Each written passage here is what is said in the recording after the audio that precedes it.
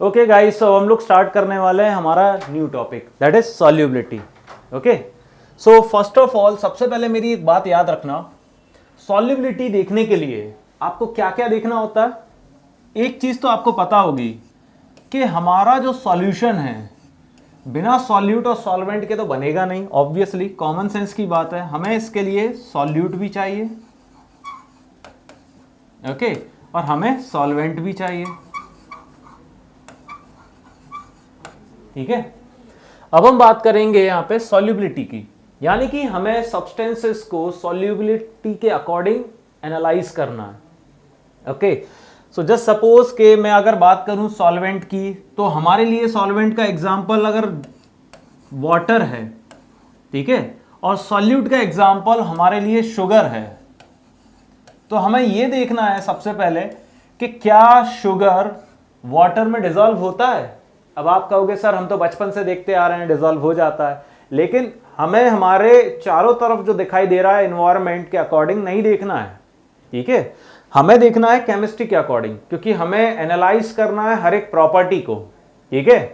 सो मैं अभी आप लोगों को सिर्फ एक रेफरेंस दे रहा हूं कि क्या शुगर H2O में डिसॉल्व हो सकता है। अगर हो रहा है तो शुगर किस तरीके से अप्रोच कर रहा है, जो हमारा सॉल्वेंट है वो क्यों इसको अपने अंदर डिसॉल्व होने दे रहे जा रहा है, तो ये सारी चीजें हम लोग एनालाइज करेंगे, ठीक है।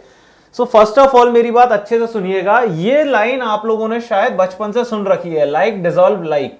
हिंदी में इसको कहते हैं समान समान को घोलता है, यानी कि जैसा सॉल्वेंट है वैसा ही सॉल्यूट चाहिए, ठीक है। तो समान समान को घोल देगा और आपका एक सॉल्यूशन तैयार होता है। तो ये बात याद रखिएगा। इसमें सबसे पहले हम लोग एनालाइज करने जा रहे हैं केस 1।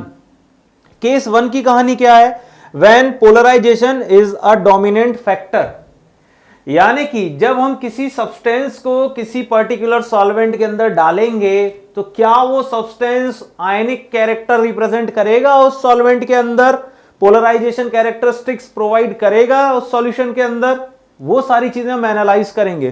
तो केस 1 ये कहना चाह रहा है कि जब polarisation dominating factor role play करेगा तब हम लोग सॉल्युबिलिटी को एनालाइज कर सकते हैं, ठीक है।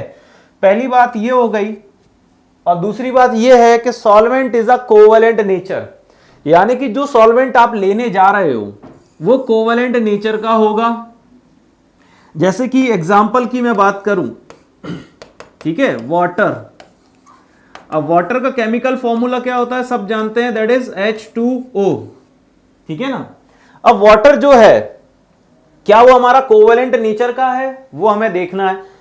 कहीं ना कहीं मैंने आप लोगों को एक बात बताई थी, याद कीजिए, वाटर जो है एक कोवैलेंट कंपाउंड होता है जिसमें 2 सिग्मा बॉन्ड होते हैं और 2 लोन पेयर होते हैं ऑक्सीजन पर, ठीक है। यहां पर हाइड्रोजन अपना डुप्लेट पूरा कर रहा है, हाइड्रोजन अपना डुप्लेट पूरा कर रहा है, वहीं सेंट्रल एटम ऑक्सीजन अपना ऑक्टेट पूरा कर रहा होता है। यह सिस्टम पूरी तरीके से मेरे लिए कोवैलेंट नेचर का ही है, यह सिस्टम मेरे लिए पूरी तरीके से कोवैलेंट नेचर का ही है, ठीक है। दूसरी कहानी यह है, जैसे ही आपको पता लगता है कि आपका सॉल्वेंट कोवैलेंट नेचर का है, then come to the main thing. When common cation are from D block like Hg2+, Ag+, Fe2+, Cu+, और P block के कुछ कॉमन कैटायन जैसे कि Pb+, Sn2+ हम लोग देखेंगे, ठीक है। यानी कि मैं बताना चाहता हूं कि हम लोग यहां पर एक सॉल्ट को बनते हुए देख सकते, सॉल्ट का डिसॉल्वेशन देखेंगे, तो उन सॉल्ट में जो मोस्ट कॉमन कैटायंस हैं वो आपको देखना है, ठीक है। कुछ कॉमन कैटायंस डी ब्लॉक से ले लिए हमने, कुछ कॉमन कैटायंस हमने यहाँ पे पी ब्लॉक से ले लिए। इन्हें और अच्छे से आपको एक्सप्लेन किए जाएंगे। अभी तो आपको समझ में ही नहीं आ रहा होगा सर ये जो है कॉमन कैटायन, इनका यूज करना कहाँ पे है, या फिर इनका यूज कहीं ना कहीं पे हो भी रहा है तो हम कैसे एनालाइज करेंगे, ये बात आपको अभी नहीं पता लग पा रही है आई गेस, क्योंकि जस्ट अभी अभी हमने टॉपिक स्टार्ट किया है, ठीक है। ऑलमोस्ट 5 ही मिनट हुए होंगे मुझे इसको समझाते हुए। तो अभी आप फिलहाल इतना याद रख लीजिए कि डी ब्लॉक के कुछ कॉमन कैटायंस में हम लोग सिलेक्टेड ले रहे हैं, जैसे कि Hg2+, Ag+, Iron2+, Cu+, ठीक है। और पी ब्लॉक से हम लोग ले रहे हैं Pb+ और Sn2+। ये तो आपको याद रखना ही पड़ेगा, ठीक है। लिख लिख के प्रैक्टिस करो या एनालाइज करके। फिर हम लोग बात कर लेते हैं हमारे कोवलेंट नेचर के सॉल्वेंट की। तो कोवलेंट नेचर का सॉल्वेंट दो कैटेगरीज में कैटेगराइज किया जा सकता है, एक तो पोलर और एक नॉन पोलर। वो जो वाटर मैंने वहां पे लिया था, जरा पिछली स्लाइड पे वापस आते हैं। यहां पर जो वाटर लिया गया था, आप जानते हैं डाइपोल मोमेंट की डायरेक्शन हाइड्रोजन से ऑक्सीजन की तरफ है, यहां पर भी डाइपोल मोमेंट की डायरेक्शन हाइड्रोजन से ऑक्सीजन की तरफ है।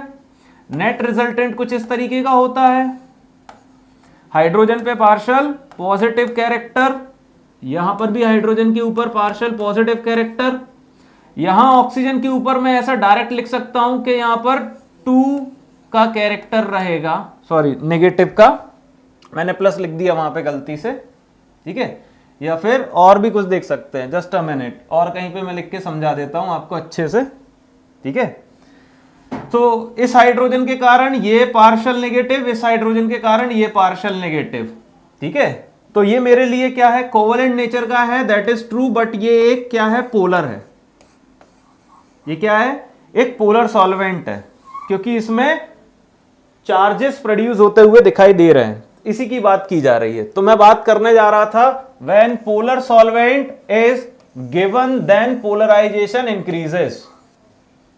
जब आपका पोलर सॉल्वेंट दिया जाए सॉल्युबिलिटी के लिए, आपको कॉमन सेंस से एक बात याद आ जानी चाहिए कि पोलराइजेशन इंक्रीज होगा ऐसी सिचुएशन में, ठीक है।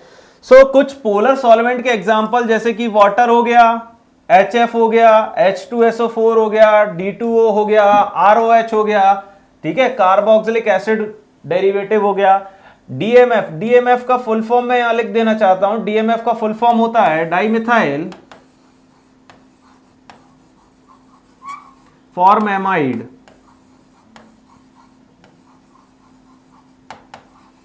ठीक है, डाइमिथाइल फॉर्माइड, ठीक है। और DMSO की अगर बात करें तो DMSO भी आपका क्या है, एक पोलर सॉल्वेंट, इसका भी मैं फुल फॉर्म लिख देता हूं, इसका फुल फॉर्म है डाइमिथाइल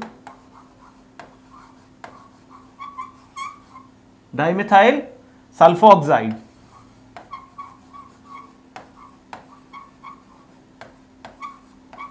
ठीक है। ये है डाइमिथाइल सल्फोक्साइड, DMSO, ठीक है। अगर मैं डाइमिथाइल फॉर्माइड को बनाने की कोशिश करूं तो सबसे पहले मैं बता देता हूं कि फॉर्मेमाइड कैसे बनता है। कार्बन डबल बॉन्ड ऑक्सीजन, ये हो गया नाइट्रोजन, ठीक है, डाइमिथाइल, तो ये हो गया बेटा आपके पास एक CH3, ये हो गया एक CH3, ठीक है, डाइमिथाइल फॉर्मेमाइड, और ये कार्बन, ये हाइड्रोजन हो गया, ठीक है, ये हो गया डाइमिथाइल फॉर्मेमाइड। और अगर मैं बात करूं डाइमिथाइल सल्फोक्साइड की, तो ये भी आप समझ जाएंगे कैसे करना है, मतलब आपको स्ट्रक्चर बनाना है, लेकिन अभी जरूरी नहीं है हमारे लिए कि डाइमिथाइल फॉर्मामाइड कैसा दिखता है या फिर डाइमिथाइल सल्फोक्साइड कैसा दिखता है, ये सब ऑर्गेनिक में देख लेंगे हम, हमें इनऑर्गेनिक में अभी नाम से मतलब है और उनके नेचर से मतलब है, ठीक है। तो मैं ये कहना चाहता हूं कि जितना ज्यादा कोवलेंट कैरेक्टर इंक्रीज होगा उतनी ही आयनिक कैरेक्टर डिक्रीज होगी, because covalent character is inversely proportional to ionic character. ये कॉमन सेंस वाली बात है, ठीक है, फैजान रूल के करस्पॉन्डिंग भी मैं बता चुका था। तो जितनी ज्यादा आयनिक कैरेक्टर डिक्रीज हो रही है उतनी ही सॉल्युबिलिटी भी डिक्रीज हो रही है, क्योंकि सॉल्युबिलिटी का मेन कॉज होता है पोलराइजेशन।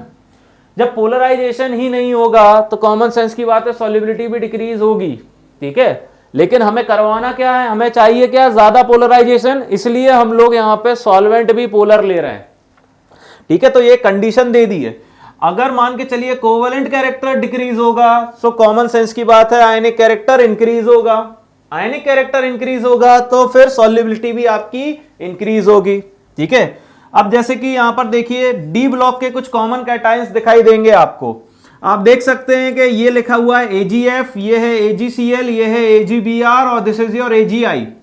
अगर मैं इस पूरे के पूरे सेगमेंट में नजर मारूं तो इस पूरे के पूरे सेगमेंट में मेरे पास एक कॉमन चीज आ रही है और वो ये है कि यहां पर कॉमन कैटायन है Ag+ आयन, ठीक है, Ag+ आयन, और मेरे पास अवेलेबल क्या है F-, जो कि इस तरीके से दिखाया गया है, ठीक है। अब सबसे ज्यादा आयनिक कैरेक्टर किसके अंदर है बेटा, फ्लोरीन के है, क्यों, फ्लोरीन का साइज भी छोटा है, फ्लोरीन की इलेक्ट्रॉन नेगेटिविटी भी हायर है, सबसे ज्यादा आयनिक कैरेक्टर हमारा फ्लोरीन का है, तो ये आपका सॉल्युबिलिटी का ऑर्डर है। सबसे ज्यादा सॉल्यूबल कौन है? AgF। सबसे लेस सॉल्यूबल कौन है? AgI। ये कॉमन सेंस वाली बात है। सिमिलरली मैं PbF2, PbCl2, PbBr2 और PbI2 की बात कर लूं, ठीक है, तो ये P ब्लॉक का कॉमन कैटायन वाला पार्ट मुझे यहां पे नजर आ रहा है, ठीक है। ये किसका पार्ट मुझे नजर आ रहा है? P ब्लॉक का, ठीक है। अब इसको कैसे जस्टिफाइड करेंगे? इसको भी जस्टिफाइड कर सकते हैं, कैसे? जरा यहां पे देख लीजिएगा, यहां पे स्पेस नहीं है। ये है मेरे पास Pb, देखो दो फ्लोरीन जुड़े हुए हैं एक लेड से, तो मैं तो इसे Pb प्लस ही लिखूंगा, ठीक है। और इसे ऐसे लिख सकता हूं मैं कि भाई ये है मेरे पास 2F माइनस, ठीक है, ये 2Cl माइनस, ठीक है, ये 2Br माइनस। ऐसी कहानी मैं आपको बता रहा हूं, कॉमन सेंस वाली बातें हो रही हैं और कुछ भी नहीं हो रहा है, कंसेप्ट तो अभी लग ही नहीं रहा है, ठीक है। तो अगेन वही फ्लोरीन लेस एटॉमिक साइज और हायर इलेक्ट्रॉन नेगेटिविटी। सो PbF2 से लेकर PbI2 तक ये आपका सॉल्युबिलिटी का ऑर्डर है। PbF2 आपका बेटर सॉल्यूबल है और PbI2 आपका लेस सॉल्यूबल है। तो इस तरीके से सॉल्युबिलिटी हम लोग देखेंगे, बस कॉमन कैटायन पहचान लीजिए और कुछ भी नहीं करना है आपको, ठीक है। अगली कहानी है नॉन पोलर सॉल्वेंट की, यानी कि मैं ऐसे सॉल्वेंट की बात कर रहा हूं जिसमें डाइपोल मोमेंट ओवरऑल क्या हो जाएगा बेटा आपका? 0। जैसे ही डाइपोल मोमेंट 0 हो गया, आप समझ जाइएगा कि आपका सॉल्वेंट क्या है? Non polar. जैसे कि मान लीजिए मैं एग्जांपल में लेता हूं CCl4, ठीक है। अब CCl4 में तो सब जानते ही हैं कि डाइपोल मोमेंट का नेट रिजल्टेंट पूरी तरीके से 0 आ जाएगा, सारे के सारे वेक्टर्स एक दूसरे को कैंसल आउट कर देंगे डाइपोल मोमेंट के करस्पॉन्डिंग, ठीक है। CCl4 क्या है? आपका एक नॉन पोलर सॉल्वेंट है, ये मैं एग्जांपल ले रहा हूं। सिमिलरली बेंजीन हो गया, सिमिलरली कार्बन डाइसल्फाइड हो गया, आपका एल्केन हो गया, ठीक है, ईथर हो गया। एल्केन का मतलब ये नहीं कि सारे के सारे हाइड्रोकार्बन्स आपके नॉन पोलर हो जाए। देखिए एल्कीन और अल्काइन में तो आप देख ही नहीं पाएंगे, एल्केन जो होता है वो पूरी तरीके से नॉन पोलर होता है, ठीक है, सैचुरेटेड सिस्टम है एल्केन। ईथर की कहानी भी देख लीजिएगा। तो ये जो है सॉल्वेंट मैंने लिस्ट आउट किए हुए हैं, ये सॉल्वेंट्स हैं आपके नॉन पोलर, डाइपोल मोमेंट पूरी तरीके से 0 है। अब हम बात करेंगे नॉन पोलर सॉल्वेंट के करस्पॉन्डिंग सॉल्युबिलिटी को एनालाइज करने के लिए, ठीक है। सो गाइस, जब नॉन पोलर सॉल्वेंट आ जाता है, ठीक है, तब हमारा पोलराइजेशन इंक्रीज हो जाएगा। Non polar solvent increase, polarisation increase, covalent character increase, तो नॉन पोलर सॉल्वेंट में सॉल्युबिलिटी इंक्रीज हो जाएगी, ठीक है। तो अब सीधी सिंपल सी कॉमन सेंस की बात यह है बच्चों, सुनना मेरी बात, ठीक है। पोलर सॉल्वेंट में covalent character increase, solubility decrease, लेकिन नॉन पोलर सॉल्वेंट में कोवेलेंट कैरेक्टर इंक्रीज तो सॉल्युबिलिटी भी इंक्रीज। तो ये कनेक्शन है पोलर सॉल्वेंट और नॉन पोलर सॉल्वेंट का, ठीक है। याद रखना, फिर से एक बार रिपीट कर दे रहा हूं, नॉन पोलर सॉल्वेंट में अगर कोवेलेंट कैरेक्टर इंक्रीज होता है तो नॉन पोलर सॉल्वेंट में सॉल्युबिलिटी भी इंक्रीज होती है। लेकिन अगर पोलर सॉल्वेंट में कोवेलेंट कैरेक्टर इंक्रीज, इसका मतलब आयनिक कैरेक्टर डिक्रीज, इसका मतलब सॉल्युबिलिटी भी डिक्रीज, ठीक है। ये बात याद रखिएगा। इनके बेटर एग्जांपल लेता हूं मैं, ठीक है। जैसे कि सोडियम क्लोराइड है और सोडियम आयोडाइड है, सोडियम क्लोराइड और सोडियम आयोडाइड। सोडियम क्लोराइड या सोडियम आयोडाइड को अगर मैं CCl4 या बेंजीन किसी एक में भी डिसॉल्व करने की कोशिश करूं तो इन दोनों में से बेटर सॉल्युबिलिटी कौन देगा? सोडियम आयोडाइड दे देगा, ठीक है। क्यों? क्योंकि हम लोग यहां पर नॉन पोलर सॉल्वेंट ले रहे हैं और नॉन पोलर सॉल्वेंट में यहां पर पोलराइजेशन बढ़िया तरीके से दिखाई देगा, जिसमें सोडियम आयोडाइड बेटर सॉल्युबिलिटी दिखा रहा है। सिमिलरली KCl और Ki, इन दोनों में पोटेशियम आयोडाइड की सॉल्युबिलिटी बेटर है और पोटेशियम क्लोराइड की सॉल्युबिलिटी लेस है, ठीक है। फिर हम लोग बात करेंगे केस 2 की बारे में। केस 2 क्या है बच्चों? यहां पे केस 2 ये है कि जब डिफरेंट सॉल्वेंट्स आपको दे दिए जाए तो डिफरेंट टाइप के सॉल्वेंट्स में किस तरीके से सॉल्युबिलिटी एनालाइज की जाएगी, उसके बारे में हम लोग बात करेंगे। तो मैं आपको एक फंडा बताने वाला हूं, ये एक कॉन्सेप्ट है। कॉन्सेप्ट कहता है कि solubility directly proportional to dielectric constant. कब? जब डिफरेंट टाइप के सॉल्वेंट्स गिवन हो। डिफरेंट टाइप के सॉल्वेंट्स, यानी कि कभी पोलर दे दिया, कभी नॉन पोलर दे दिया, लाइक दैट, ठीक है। सो डाइलेक्ट्रिक कांस्टेंट, पहली बात तो आपको कहां पढ़ाया जाता है? डाइलेक्ट्रिक कांस्टेंट बेसिकली हम लोग बात कर लेते हैं, फिजिक्स में तो करते ही हैं, बट केमिस्ट्री में हम इलेक्ट्रोकेमिस्ट्री वाले चैप्टर में बात करते हैं, ठीक है। बेसिकली इलेक्ट्रोकेमिस्ट्री आपके 12th क्लास में फिजिकल केमिस्ट्री के अंदर पढ़ाया जाता है। सो मैं आपसे अभी ये नहीं कहूंगा कि डाइलेक्ट्रिक कांस्टेंट की वैल्यू हर एक सॉल्वेंट के लिए याद रखें, एक रेफरेंस पर्पस से मैं इस कंसेप्ट के बारे में बात करना चाहता हूं। जस्ट सपोज के मान लीजिए कि मेरे पास HF है, H2SO4 है, H2O2 है, H2O है, D2O और CH2O है। तो अगर डाइलेक्ट्रिक कांस्टेंट की बात करूं तो HF का डाइलेक्ट्रिक कांस्टेंट 120, आपको याद नहीं करना है, ये तो मैं बस एज अ रेफरेंस बता रहा हूं, ठीक है। H2SO4 इज योर 102, ठीक है, H2O2 98, H2O 81, D2O 79, CH2O 32, okay. सो अब आप देख सकते हैं कि हमारे हाइड्रोजन फ्लोराइड की डाइलेक्ट्रिक कांस्टेंट वैल्यू मैक्सिमम है, दैट मींस व्हाट, हमारा HF बहुत अच्छे से सॉल्युबिलिटी दिखाएगा, और दिखाएगा इसलिए भी क्योंकि fluorine having what, maximum electron negativity, less atomic size, और सबसे ज्यादा पोलराइजेशन HF पे ही हमें देखने को मिलेगा। ये भी एक कॉमन सेंस है, ठीक है। तो ऑर्डर आपने देख लिया, अब हम बात कर लेंगे केस 3 की। केस 3 क्या है हमारा?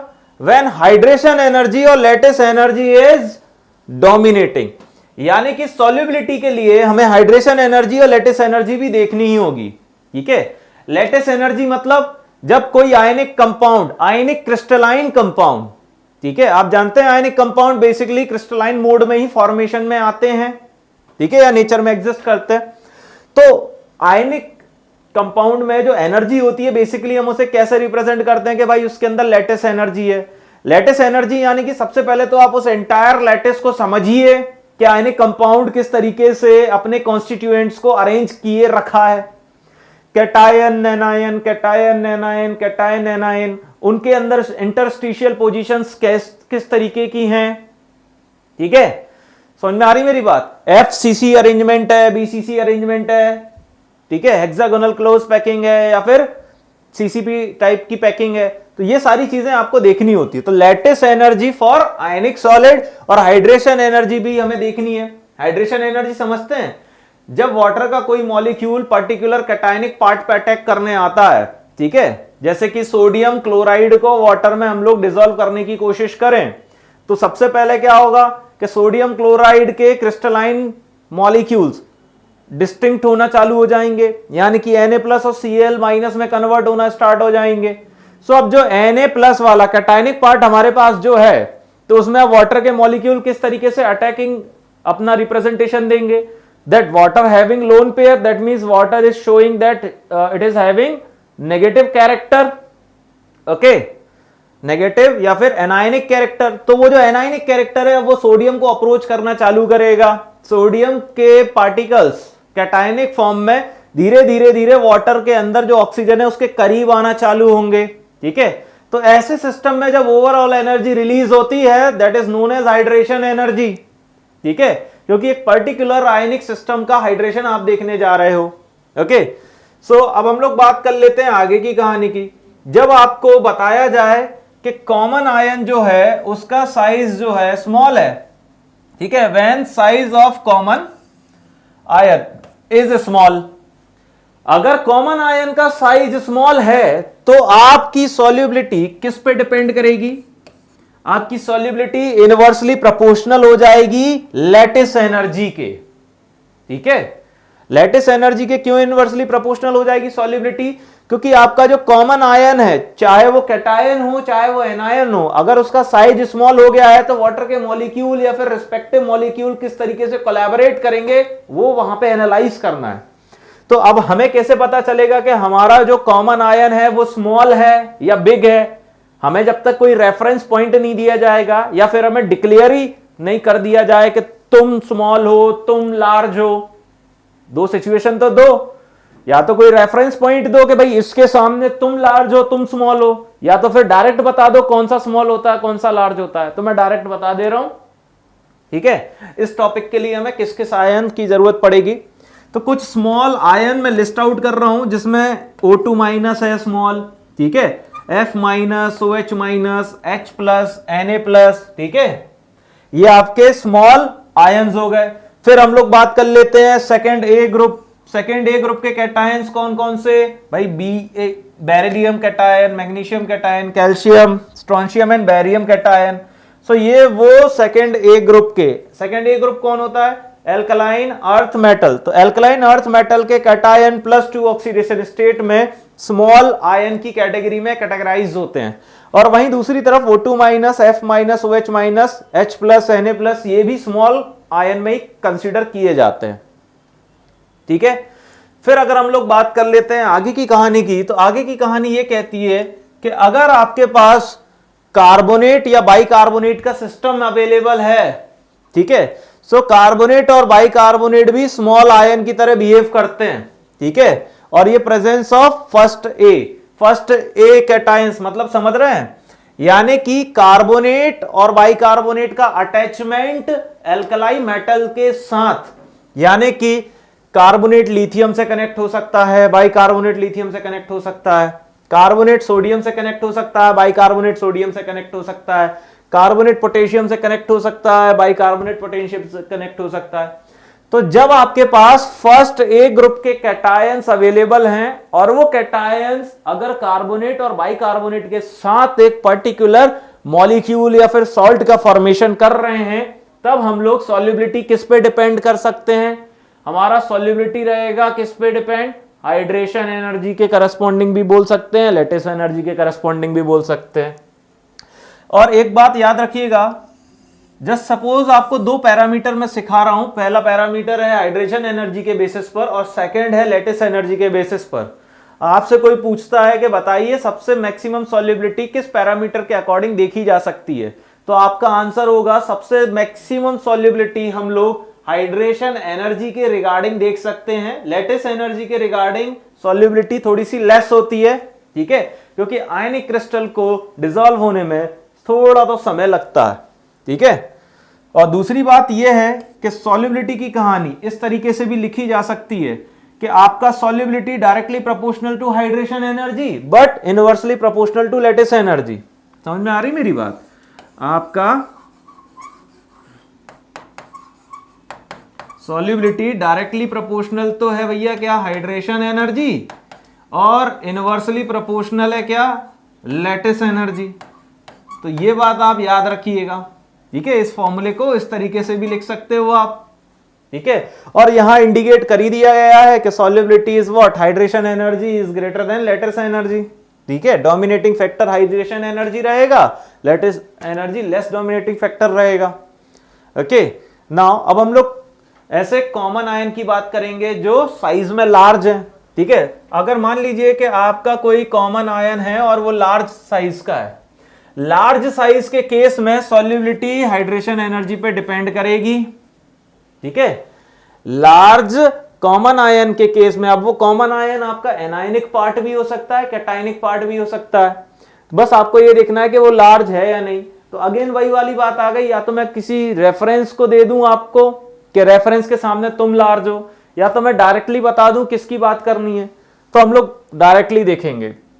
तो लार्ज कॉमन आयन के केस में सॉल्युबिलिटी आपकी हाइड्रेशन एनर्जी पे डिपेंड कर रही है, that is confirm. And guys अब कुछ लार्ज कैटायन और एनायन की बात कर लेते हैं। तो जैसे कि पोटेशियम, रुबिडियम, सीजियम, ठीक है, Br plus, Cl plus, I plus, ठीक है, और ये CO3 minus, okay, CO3, HCO3 minus, SO4 minus, ये सब जो है आपके क्या है? ये लार्ज कॉमन आयन है। क्या है ये आपके? लार्ज कॉमन आयन, ठीक है ना। थोड़ा आगे बढ़ते हैं हम लोग, ओके। एक छोटा सा नोट पॉइंट है, वो नोट पॉइंट को देखो जरा। नोट पॉइंट ये कहता है कि आपकी लैटिस एनर्जी प्रोपोर्शनल है किसके? Q1 Q2 bye R square. Q1 और Q2 क्या है गाइस? रिस्पेक्टिव आयन, और या फिर इलेक्ट्रॉनिक चार्ज भी बोल सकता हूं। R क्या है? इंटरन्यूक्लियस डिस्टेंस बिटवीन आयंस, ये बोल सकता हूं मैं, ठीक है। तो अब यहां से शुरुआत करने जा रहा हूं। सबसे पहले मैं ऑक्साइड्स के सॉल्युबिलिटी का ऑर्डर की। तो ऑक्साइड्स के केस, तो सबसे पहले मैं बात करूंगा यहां पे एल्कलाई मेटल और एल्कलाई अर्थ मेटल का केस। तो एल्कलाई मेटल किस तरीके से ऑक्साइड बनाएगा, Li2O, Na2O, K2O, Rb2O, CS2O। तो आप देख रहे होंगे यहां पर आपको स्मॉल आयन या लार्ज आयन की आइडेंटिफिकेशन नजर आ रही होगी। तो अब यहां पे देखा जाए तो कॉमन आयन क्या है भाई, इस पूरे फेज में और यहां पर इस पूरे फेज में इन दोनों का एक कॉमन आयन मेरे पास आ रहा है, इन दोनों का एक कॉमन आयन मेरे पास आ रहा है, ठीक है। और इन दोनों का जो कॉमन आयन है वो क्या है, दैट इज O2 माइनस। और थोड़ी देर पहले मैंने बताया था कि O2 माइनस आपका क्या है, यहां पे एक स्मॉल है, स्मॉल आयन। स्मॉल के केस में सॉल्युबिलिटी किस पे डिपेंड करती है, स्मॉल के केस में सॉल्युबिलिटी डिपेंड करती है लैटिस एनर्जी के इनवर्सली प्रोपोर्शनल कैरेक्टरिस्टिक्स के अकॉर्डिंग। तो अब आपका सॉल्युबिलिटी का ऑर्डर क्या है, ये जो आपकी स्क्रीन के सामने है वो है, ठीक है। Li2O less soluble, BeO less soluble, higher solubility कौन दिखा रहा है, CS2O और यहाँ पे BaO, ठीक है। इस तरीके से आपको देखनी है, ओके, समझ में आ रही मेरी बात। अब यहाँ पे सबसे बढ़िया लैटिस एनर्जी किसकी है, Li2O की। यहाँ पे सबसे बढ़िया लैटिस एनर्जी किसकी है, BeO की। लेकिन लैटिस एनर्जी का उल्टा आंसर देना है, मतलब कि आपको लेस लैटिस एनर्जी वाला देखना है। लेस लैटिस एनर्जी कौन है, CS2O, इसका मतलब better solubility. Lattice energy less किसमें है, BaO, इसका मतलब क्या है, लेस सॉल्युबिलिटी। लैटिस एनर्जी कम क्यों है यहाँ पे CS2O और BaO की, क्योंकि गाइज कॉमन आयन तो O2 माइनस है, that is small in size, but caesium और बेरियम लार्ज इन साइज, क्योंकि पीरियोडिक टेबल में ऊपर से नीचे जाने पर ग्रुप वाइज आपका साइज इंक्रीज होता है। तो आपको दिखाई देगा कि आपका कैटायनिक पार्ट तो लार्ज है बट एनायनिक पार्ट स्मॉल है, इंटरस्टिशियल पोजीशन ज्यादा क्रिएट हो रही है, that is means what guys, lattice energy आपकी क्या है, कम है, ठीक है। अब हम हाइड्रोक्साइड के केस में देख लेते हैं भाई, हाइड्रोक्साइड का केस कैसा है। अगेन हाइड्रोक्साइड का केस भी मैं किसके करस्पॉन्डिंग लूंगा, हाइड्रोक्साइड का केस भी मैं लूंगा यहाँ पे एल्कलाई मेटल के करस्पॉन्डिंग और एल्कलाई अर्थ मेटल के करस्पॉन्डिंग।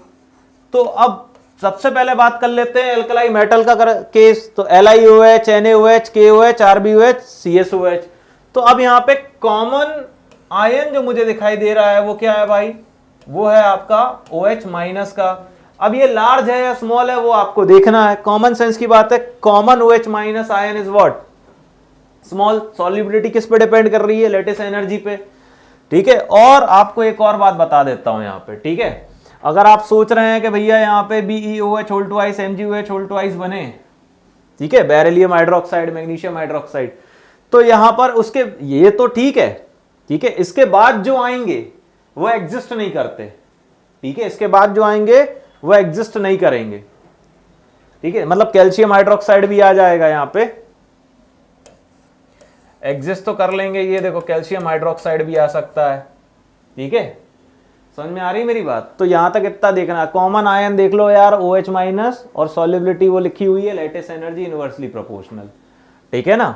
इसके बाद हम लोग और आगे भी देखेंगे, ठीक है। तो यहां तक इतना तो क्लियर हो गया होगा यार। अब हाइड्रोक्साइड का केस देख लिया, तो उसमें हाइड्रोक्साइड में ये ऑर्डर रहेगा सॉल्युबिलिटी का, और यहां पर एल्कलाइन अर्थ मेटल की सॉल्युबिलिटी का ऑर्डर इस तरीके से रहेगा, ठीक है ना, ओके। तो ये आपके ऑर्डर्स हो गए। तो हाइड्रोक्साइड के केस में देखिएगा, सबसे पहले वही सिमिलर चीज में लेने वाला हूं। यहां पर मैं बात करूंगा एल्कलाइन मेटल्स की, और यहां मैं बात करूंगा एल्कलाइन अर्थ मेटल्स की।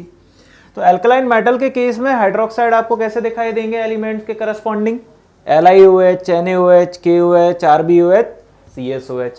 सिमिलरली एल्कलाइन अर्थ मेटल के केस में कैसे दिखाई देंगे, BeOH whole twice, MgOH whole twice, ठीक है। सिमिलरली ऐसे यहां पे देखा जाए तो CaOH whole twice and so on, ठीक है। अब यहां पर इन दोनों में एल्कलाइन मेटल और एल्कलाइन अर्थ मेटल के कॉम्बिनेशन को अगर देखूं तो मुझे एक कॉमन आयन दिखाई दे रहा है, और वो कॉमन आयन मेरा क्या है, OH माइनस आयन। अब मैं जानता हूं, मैंने आप लोगों को थोड़ी देर पहले भी बताया था कि OH माइनस आयन जो है वो स्मॉल आयन में कंसीडर किया जाता है। सो कॉमन सेंस की बात है, सॉल्युबिलिटी किस पे डिपेंड कर रही है आपके, inversely proportional to lattice energy, okay. Solubility is inversely proportional to what guys, lattice energy. अब मेरी बात अच्छे से सुनना है यहां पर, ओके। सो अगर LiOH को अगर मैं देखूं, LiOH और CSOH को देखूं तो LiOH की लैटिस एनर्जी क्या है बेटा, यहां पे आपको दिखाई गई है मैक्सिमम होगी, ठीक है, तभी तो इसकी सॉल्युबिलिटी कम है और CSOH की सॉल्युबिलिटी ज्यादा है। यानी कि CSOH सीजियम हाइड्रोक्साइड की लैटिस एनर्जी मैक्सिमम, इसलिए इसकी सॉल्युबिलिटी क्या है, सॉरी इसकी लैटिस एनर्जी मिनिमम, इसलिए इसकी सॉल्युबिलिटी मैक्सिमम है। सिमिलरली यहां पर हम लोग देखते जाएंगे। तो ये आपकी सॉल्युबिलिटीज का ऑर्डर है, बस आपको कुछ नहीं देखना था, आपको कॉमन आयन देखना था। यहां पर ये OH, ये OH, ये OH, ये सिमिलरली ये OH यहां पे देखना है आपको, ठीक है। जस्ट अ मिनट, थोड़ा सा स्लाइड आगे चली गई, हाँ वापस आ गई। सो यहां पर ये OH हो गया, ये OH हो गया, ये OH, आपको बस इतना देखना था कि आपका कॉमन आयन क्या है और वो स्मॉल या लार्ज कौन सी कैटेगरी से बिलोंग करता है, देन सॉल्युबिलिटी आपको लैटिस एनर्जी के अकॉर्डिंग दिखाई दे जाएगी, ठीक है। दूसरी बात, अगर आप लैटिस एनर्जी के साथ साथ ये बात और मान लें कि हाइड्रेशन एनर्जी के डायरेक्टली प्रोपोर्शनल होगी तो और आसानी होगी आपको सॉल्युबिलिटी डिटरमाइन करने के लिए, ठीक है। सो ये आपकी सॉल्युबिलिटी का ऑर्डर है। अब solubility inversely proportional to lattice energy है, लेकिन हमें ये पैरामीटर कब लेना है, जब स्मॉल आयन का केस होगा। और सॉल्युबिलिटी डायरेक्टली प्रोपोर्शनल टू कब लेना है, directly proportional to hydration energy कब लेना है, जब लार्ज आयन का केस होगा। ओके, थोड़ा और आगे बढ़ते हैं। अब हम लोग बात कर लेंगे किसके बारे में गाइस, कार्बोनेट्स के बारे में, ठीक है। कार्बोनेट के बारे में बात कर लेते हैं। सो अब देखिए जरा यहाँ पे कार्बोनेट किस तरीके से अवेलेबल है। मैंने अभी थोड़ी देर पहले आपको बताया था ना कार्बोनेट और बाइकार्बोनेट वाला केस, तो ये वही चीज आ गई। तो अगेन यहाँ पे मेरे पास अवेलेबल है एल्कलाई मेटल, ठीक है, और उसके carbonate respectively Li2CO3, lithium carbonate, sodium carbonate, potassium, rubidium and caesium carbonate, ठीक है। फिर मेरे पास अवेलेबल है एल्कलाई अर्थ मेटल के कार्बोनेट्स। अब उनकी सॉल्युबिलिटी भी देखना है मुझे। सो अब जरा देखिएगा, सबसे पहले तो कॉमन आयन की बात कर लें। तो कॉमन आयन क्या है गाइस, CO3 2-, यानी कि कार्बोनेट आयन मेरे पास क्या है, कॉमन, ठीक है।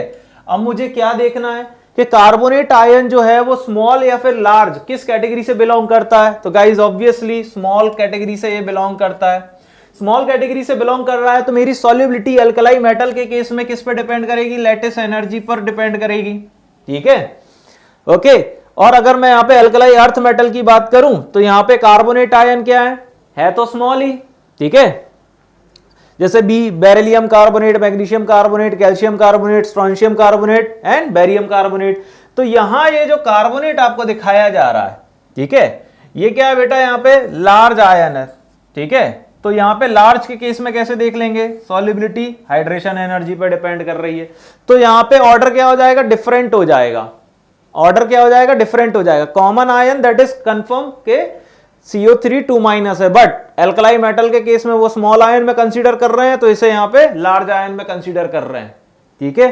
थोड़ा और आगे बढ़ते हैं हम लोग। यहाँ पे कार्बोनेट के बाद आ जाता है आपका बाइकार्बोनेट वाला सिस्टम, ठीक है। बाइकार्बोनेट में कैसे देखेंगे, देखिए जरा।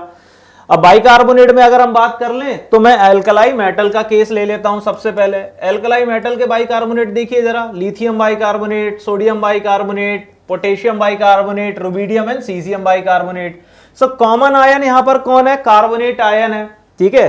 कॉमन आयन क्या है, कार्बोनेट आयन। अब आपको ऑर्डर कैसे देखना है वो आपको अभी प्रीवियसली दिखा दिया गया था कार्बोनेट जैसा ही। तो यह है आपकी सॉल्युबिलिटी का ऑर्डर यहां पे, ठीक है। सॉल्युबिलिटी का ऑर्डर यहां पे दे दिया गया है। अब दूसरी बात हम लोग क्या करेंगे यहां पे, गाइस मेरी बात अच्छे से सुनना। ये जो आपको दिखाया गया है लिथियम कार्बोनेट, ठीक है, लिथियम कार्बोनेट, ये जो लिथियम कार्बोनेट है ये सॉलिड स्टेट में एग्जिस्ट नहीं करता है। ये कौन सी स्टेट में एग्जिस्ट करता है lithium carbonate, bicarbonate, liquid state में एग्जिस्ट करता है, ये बात याद रखना। और दूसरी कहानी ये है कि अगर आप एल्कलाई अर्थ मेटल के बाइकार्बोनेट के बारे में सोचने जा रहे हैं, ठीक है, एल्कलाई अर्थ मेटल के कार्बन्स, एल्कलाई अर्थ मेटल के बाइकार्बोनेट, तो ये है ना बनते ही नहीं है। मतलब सेकंड ए जो ग्रुप है वो बाइकार्बोनेट का फॉर्मेशन करता ही नहीं है, ठीक है। तो ये बात याद रखना। फिर हम बात कर लेते हैं सल्फेट और उसकी सॉल्युबिलिटी के रिगार्डिंग। तो सल्फेट का केस कैसा है जरा देखिए, सल्फेट का केस देख लो, ठीक है। तो यहां पर हम लोग बात कर लेते हैं Li2SO4, Na2SO4, K2SO4, Rb2SO4 और CS2SO4।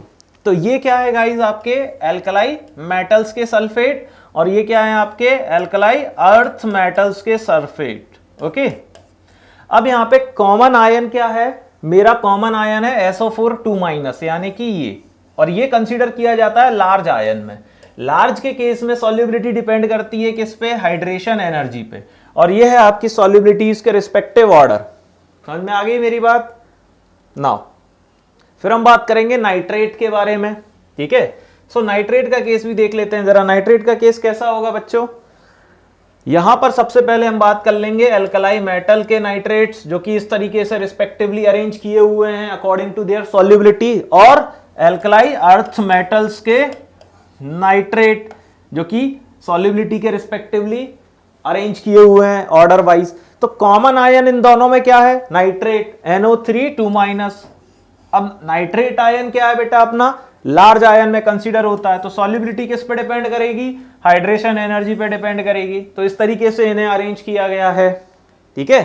फिर हम लोग चल रहते हैं फ्लोराइड के केस में, ठीक है। फ्लोराइड की कहानी आ गई। अब फ्लोराइड में देखिएगा जरा, सबसे पहले हम बात कर लेंगे एल्कलाई मेटल्स के हैलाइड्स, जिसमें फ्लोरीन जुड़ा हुआ है यानी फ्लोराइड्स, और एल्कलाई अर्थ मेटल के फ्लोराइड।